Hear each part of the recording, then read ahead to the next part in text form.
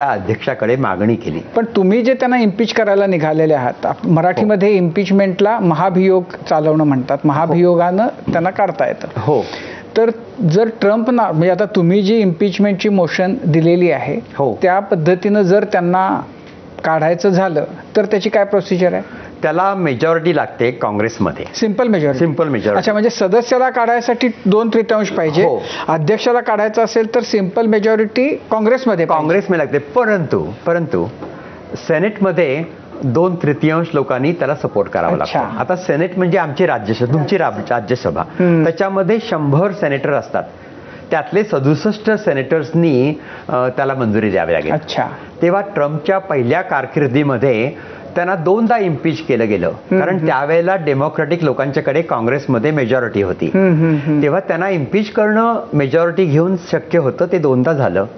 पण ते जेव्हा मग ती केस सेनेटमध्ये जाते तेव्हा सेनेटर्सला 67 सेनेटर्स लागतील, ते मिळाले नाहीत. तेव्हा त्या दोन्ही वेळेला त्यांना इम्पीच झाले नाहीत ते. पण आता सिनेटमध्ये किती आहेत डेमोक्रॅटिक पक्षाचे? आणि आमचे 47 आहेत, त्यांचे 53 आहेत. अच्छा, म्हणजे काही जणांना त्यांच्या, तुम्हाला जर इकडं जसं भारतामध्ये होतं तसं जर ओढून इकडं आणता आलं तर ते शक्य आहे. खूप आणावे लागतील, त्यामुळे ते जवळजवळ अशक्यच आहे. पण एकूण हा जो सगळा म्हणजे खास करून विद्यार्थ्यांच्याबद्दल आणि आता तर भारतीय मुलांच्या बद्दल तर त्यांना का इतका आकस आहे, राग आहे असा प्रश्न पडावा, अशा प्रकारचे निर्णय ते घेत सुटलेले आहेत. मग ते व्हिसाच्या बद्दल असतील, जन्मानं नागरिकत्व देण्याच्या बद्दलचे असतील.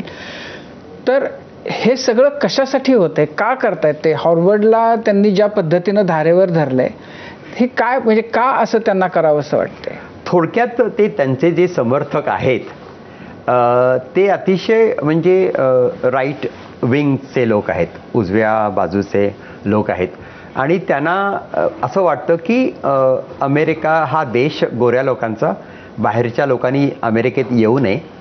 आणि ट्रम्पनी जेव्हा त्यांचं अध्यक्षपदासाठी जे कॅम्पेनिंग केलं देशव्यापी, त्याच्यामध्ये त्यांनी हा एक मुद्दा मांडला होता की बाहेरचे लोक आपल्या देशामध्ये आपली बाउंड्री, सीमा उल्लंघून येत आहेत आणि त्यांच्यामुळे आपल्या देशाचं नुकसान होतंय. बरं, इतर देश आपल्याशी जेव्हा व्यापार करतात तेव्हा आपला गैरफायदा घेत आहेत, त्यामुळे त्यांना आम्ही टॅरिफ लावेन असं त्यांनी त्यांच्या कॅम्पेनिंगमध्ये सांगितलं होतं. बाहेरून जे लोक येतात आपल्या देशामध्ये इल्लिगली, त्यांना मी काढून टाकेन असं त्यांनी त्यांच्या लोकांना सांगितलं होतं. आणि महागाई कमी करेन, कारण त्यावेळेला इन्फ्लेशन एवढं होतं, महागाई एवढी वाढली होती, ती मी कमी अशी 3च मुद्दे त्यांनी मांडले. डेमोक्रॅटिकच्या कमला हॅरिसनी 20 मुद्दे मानले, त्यामुळे त्यांना नेमकं काय करायचं आहे हे लोकांना लक्षात नाही राहिलं. पण ट्रम्पनी फक्त हे 3च मुख्य मुद्दे मानले आणि त्याच्यावरती बरीच चुकीची विधानं केली. पण अगदी सोपी गोष्ट पद्धतीनं त्यांनी हे त्यांना सांगितलं. नाही, पण असं आहे की म्हणजे आता म्हणजे मुलांच्या बद्दलचं व्हिसा भारतीय विद्यार्थ्यांना ज्या पद्धतीनं, म्हणजे खरं तर जेव्हा ट्रम्प निवडून आले त्यावेळेला असं वाटत होतं की म्हणजे ट्रम्प आणि मोदी यांचे संबंध फार घनिष्ठ आहेत. मागं अगली बार ट्रम्प सरकार वगैरेचं झालं होतं, त्यामुळं भारताबद्दल त्यांचं थोडं ते प्रेमानं बघतील. पण असं दिसतंय की ते म्हणजे तिथं जे इल्लिगल इमिग्रंट्स म्हणून ज्यांना पकडलं तर भारताच्या लोकांना त्यांनी म्हणजे जसं काही ते कैदी आहेत हातात पायात बेड्या घालून त्यांनी पाठवलं. तर हे असं म्हणजे भारताबद्दल खास होतंय का त्यांचा तो एकूण स्वभावाचा भाग आहे? नाही, तरी सगळ्यांनाच असं केलंय. मेक्सिकोमधून आलेल्या लोकांना तसं परत पाठवलंय.